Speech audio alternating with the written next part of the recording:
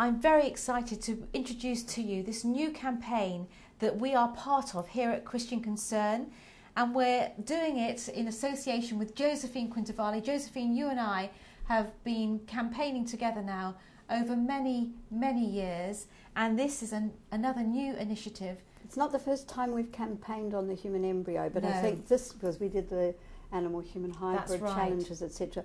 This time I think we're faced with one of the most exciting and the most simple campaigns we've ever got involved in. It's in defence of the human embryo from the beginning of life. It's the ultimate pro-life campaign, and all we're asking from supporters is to go online, add your signature, tick a box in defence of the right to life of the human embryo. Life begins at conception, as we all know, whether that happens in the womb or sadly in the laboratory. We know when human life begins, and we're being asked across Europe, because this is a European initiative, to sign on and give our absolute support to this magnificent pro-life campaign. Magnificent pro-life campaign. Amazingly, we only need to collect 54,000 signatures here in the United Kingdom, 1 million across Europe.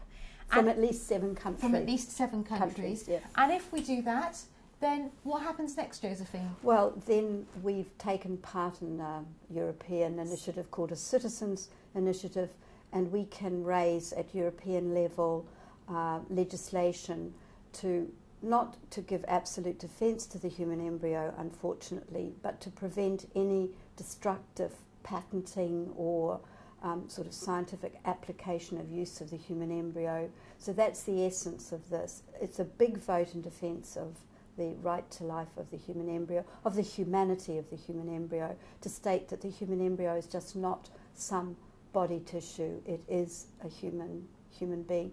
And this has come out of work that's been done in Germany recently by a secular organisation, by Greenpeace, who've established that the human embryo is something special and cannot be treated by any other, like any other kind of biological material.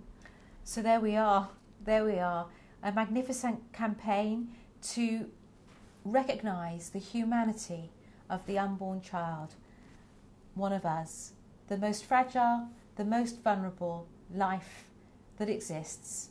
Wouldn't it be fantastic if we could be part of this, and actually, as part of this European Citizens Initiative, we could make the difference and in law really begin to recognise and protect the unborn life, the unborn human being, and give proper legal recognition and protections. Let's do that. And every one of us must remember that we once were embryos. We are all former embryos. The embryo is part of the human race.